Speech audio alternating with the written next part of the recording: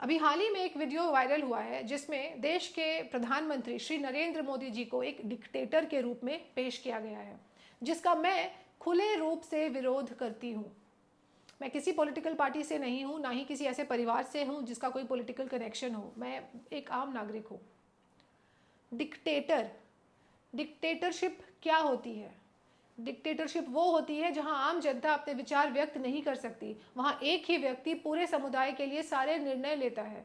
पर जहां तक मेरी समझ है, हमारे देश में हर वर्ग के, हर समुदाय के, हर राज्य के, हर नागरिक को हर बात की आज़ादी है। विचार रखना तो बहुत छोटी सी बात है, यहाँ तो राष्ट्रीय स्तर पर विरोध प्रदर्शन, सड़क पर कई दिनों तक धरना देना, सार्वजनिक संपत्तियों को नष्ट करना, जो कि आपके और हमारे जैसे टैक्स पेयर्स के पैसे से बनते हैं, ये बहुत ही आम बात है। ये तो कुछ भी नहीं, हमारे देश के प्रधान सेवक के लिए आपत्तिजनक भाषा का प्रयोग करना, उनके पुतले फूंकना, यहाँ तक कि उनको जान से मारने की धमकी देना भी एक आम प्रचलन बन चुका है। ऐसे इंसान को हम डिक्टेटर कैसे मान लें? देखते हैं कि जिसे हम डिक्टेटर कह रहे हैं, उन्होंने देश के लिए क्या किया है। हमारे देश की अर्थव्यवस्था अब विश्व में 5वें स्थान पर है। आज एक आर्थिक शक्ति के रूप में हमारी पहचान है पूरे विश्व में। आसमान छूता हुआ स्टॉक मार्केट इस बात का प्रमाण है कि इस डिक्टेटर की वजह से अब हमारी निर्भरता फॉरेन इंस्टीट्यूशंस पर लगभग ना के बराबर है। फॉरेन इंस्टीट्यूशंस उधर बेचते हैं और डोमेस्टिक इंस्टीट्यूशंस यहाँ हाथों हाथ खरीदते हैं।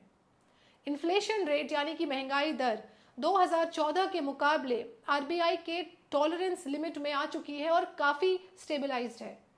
पीएसयूज, जिनके बारे में सिर्फ नकारात्मक बातें हुआ करती थी, आज उनका बोलबाला है। जिस इंसान को Saudi Arabia, Afghanistan, Palestine, UAE, Maldives, Bahrain, Bhutan, Fiji, Egypt, France, Greece जैसे देशों ने अपने हाईएस्ट सिविलियन अवार्ड्स से सम्मानित किया है, उस इंसान को हम डिक्टेटर कैसे मान लें? तो ये भी मान लें कि इन सारे देशों पर हमारे पीएम मोदी जी का ही नियंत्रण था, जिसकी वजह से इनको अवार्ड दे दिए गए। अरे, विश्व के सबसे लोकप्रिय नेताओं में से हैं हमारे प्रधानमंत्री। जिस पीएम के शासनकाल में चंद्रयान से लेकर Atal Tunnel, Sudarshan Setu, schools, hospitals, ports, airports, roads, trains जैसे विश्व स्तरीय इंफ्रास्ट्रक्चर फैसिलिटीज का निर्माण हुआ, जिसका लाभ हर भारतीय को हो रहा है, उसको डिक्टेटर मान लें। जिस प्रधानमंत्री की फॉरेन पॉलिसी की वजह से कतर जैसे देश ने इंडियन नेवी के 8 अधिकारियों को वापस भेज दिया, जिनको वहां फांसी की सजा सुनाई जा चुकी थी, उनको हम डिक्टेटर मान लें।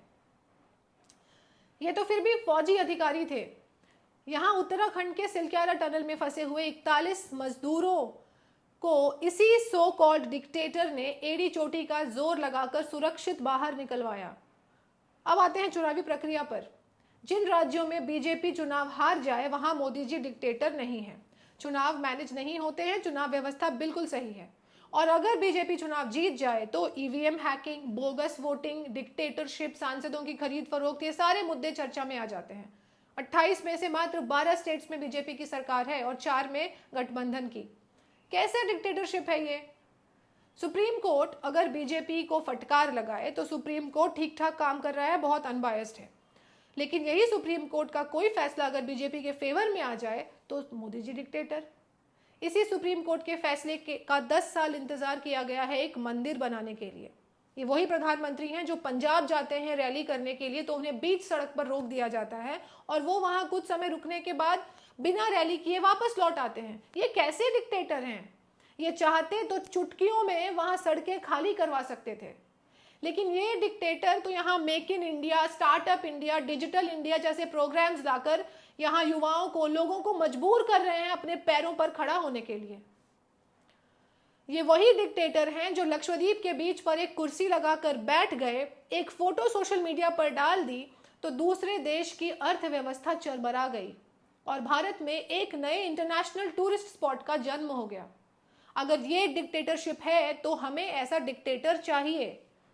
भारतीय क्रिकेट टीम जब विश्व कप हार जाती है तो ये जाते हैं खिलाड़ियों का मनोबल बढ़ाने, तो कुछ लोग इन्हें पनौती कहते हैं। और अगर ये नहीं जाते तो डिक्टेटर तो ये वैसे भी हैं। ये ऐसे डिक्टेटर हैं जिन्होंने अपने शासनकाल में एक दिन की छुट्टी नहीं ली है और एक भी दिवाली अपने घर पर नहीं मनाई। अपनी हर दिवाली इन्होंने देश के सैनिकों के साथ बॉर्डर पर मनाई है।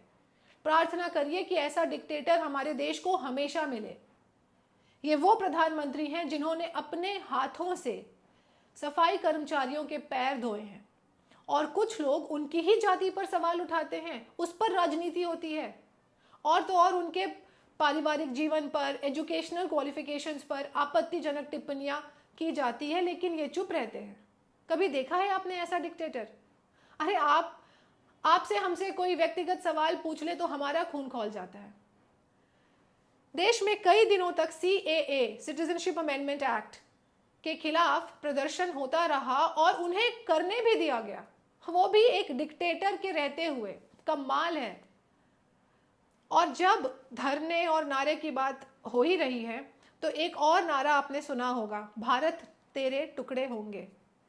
ऐसे नारे लगाने के बाद भी लोग यहाँ स्वतंत्र घूम रहे हैं और आप कहते हैं कि यहाँ डिक्टेटरशिप है। एक बहुत ही ऐतिहासिक कदम उठाया गया इनके शासन में, धारा 370, जी हाँ, abrogation of article 370 in JNK, बड़ी शांतिपूर्ण तरीके से हटा दिया गया, जिसकी वजह से आज जम्मू कश्मीर के सारे नागरिकों को वो सारे राइट्स मिल रहे हैं जो इस देश के हर दूसरे राज्य के नागरिकों को मिलते आए हैं, जैसे Indian Penal Code, Right to Information Act, Juvenile Justice Act, National Commission for Minorities Act, Consumer Protection Act. एक डिक्टेटर अपने देश के नागरिकों के हक छीनता है, उन्हें और उन्मुक्त और सशक्त नहीं बनाता। डिक्टेटर्स ऐसे चुनावी प्रक्रिया से चुने नहीं जाते, वो अपनी ताकत से या राजवंशीय उत्तराधिकार, डायनेस्टिक सक्सेशन से सत्ता में आते हैं। जरा सोचिए, जो इंसान दिन रात इस देश की प्रगति के लिए, अब हमारे आपके लिए बिना रुके काम कर रहा है, वो एक डिक्टेटर कैसे हो सकता है? और हाँ, एक बात तो मैं बोलना भूल ही गई, इन 10 सालों में एक भी घोटाला, स्कैम सामने नहीं आया है इस सो कॉल्ड डिक्टेटर की वजह से। तो ऐसा डिक्टेटर तो हमें हमेशा चाहिए। जय हिंद।